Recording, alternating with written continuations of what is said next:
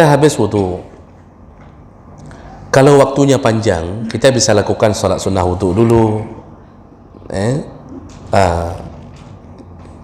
Kita bisa lakukan tahiyatul masjid dulu, baru sunnah wudu. Jadi kalau dipilihkan antara sunnah wudu dengan tahiyatul masjid, lakukan tahiyatul masjid dulu, baru sunnah wudu. Kenapa begitu? Karena para ulama mengatakan kalau lakukan salat sunnah yang lain sebelum tahiyatul masjid, maka sudah didahului oleh duduk. Sedangkan tahiyatul masjid itu dihitung ketika belum duduk. Karena kata Rasulullah, iza dakhala ahadukum al-masjid, kalau masuk ke masjid, la tajlis, jangan duduk dulu, salatlah 2 rakaat. Tapi kalau kita sudah salat duluan yang lain, sudah didahului dengan duduk, sehingga berguguranlah fadilah salat tahiyatul masjid. Jadi kalau waktunya luas, pilih dulu tahiyatul masjid, lalu salat sunnah wudu, lalu baru qabliyah. Itu kalau waktunya luas. Misal waktu masih ada setengah jam lagi, kayak kita salat di Madinah, di Makkah, Pak, kalau umrah itu kan subuh itu kadang-kadang setengah jam itu, menunggunya setengah jam itu, masa jeda antara datang azan sampai qamat itu setengah jam. Sampai kita datang, sampai kita fikir apa jadi solat apa enggak ini, duduk kita pun semayang sebuah pahana, kita sampai begitu, lama sekali. Kenapa lama sekali? Karena mereka menunggu orang-orang yang keluar dari hotel, jemaah keluar hotel. Memang begitu, salat itu menunggu. Jadi kalau seandainya ini kita masjid ini belum ada orang, itu boleh ditunggu, tambah aja waktunya. Kalau belum ada orang, saya lihat Pak Anto lihat kanan kiri, hana urung kau, boleh ditambah lagi waktu, enggak ada orang. Rupanya Pak Anto salah waktu. Boleh ya abang, pada nak urung. Jadi itu kalau waktunya panjang. Nah sekarang pertanyaannya, kalau waktunya pendek, pas kita datang, kita lihat di mesin ten itu tinggal 3 menit atau 4 menit. Apa yang kita pilih? Perlu kita jelaskan dulu. Salat sunnah wudu, salat tahiyatul masjid, itu masuk dalam kategori salat maqsudah, ghair maqsudah li zatiha, ghair maqsudah li zatiha.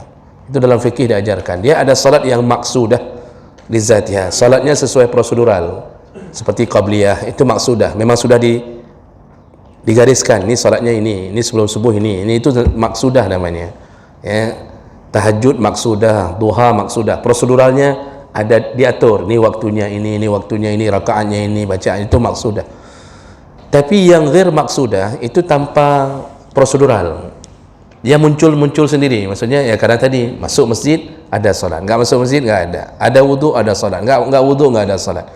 Nah, para ulama bersepakat mengatakan salat maqsudah yang ada proseduralnya itu boleh digabung dengan ghair maqsudah.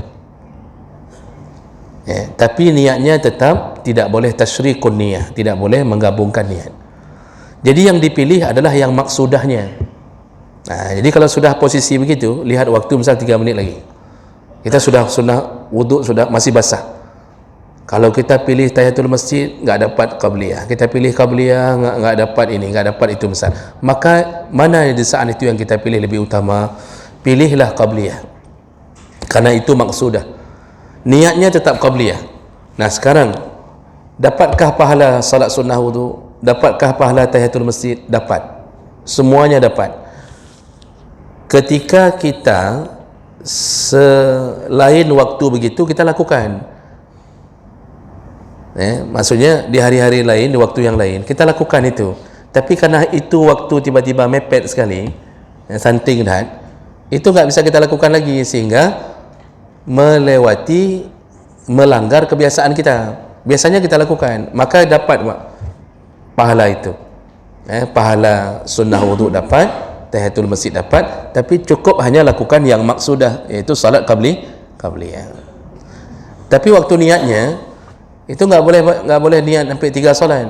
Jadi tetap kalau niatnya itu sengaja aku salat usalli salat as-subhi qabliyatan, nggak boleh menyebutkan plus tahiyatul masjid plus sunnah wudu, nggak boleh, nggak sah salat.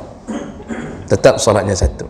Dan itu kesepakatan para ulama melihat bentuk-bentuk salat. Tapi kalau setiap waktu kita nggak pernah lakukan itu, nggak pernah, solat sunnah wudhu nggak ada, memang nggak ada niat, tahiyatul masjid nggak pernah, nggak ada niat. Tiba-tiba pada suatu hari setelah kita dengarkan pengajian, oh berdapat, hai, kita bilang, lalu kita lakukan qabliyah. Nggak pernah pun kita lakukan sunnah wudhu dengan tahiyat, nggak pernah. Cuma kita tahu saja kalau sudah mepet waktunya begini. Apakah itu dapat, Pak? Enggak dapat, karena memang pada dasarnya innamal a'malu binniyat, kita nggak ada niat untuk melakukan itu. Tapi mereka yang sudah sering melakukannya, tiba-tiba bertemu dengan waktu yang mepet tadi, itu dihitung semuanya. Jadi begitu pilihan yang lebih utama, ambil saja qabliyah, maka dapat tahiyatul masjid, dapat sunnah wudhu.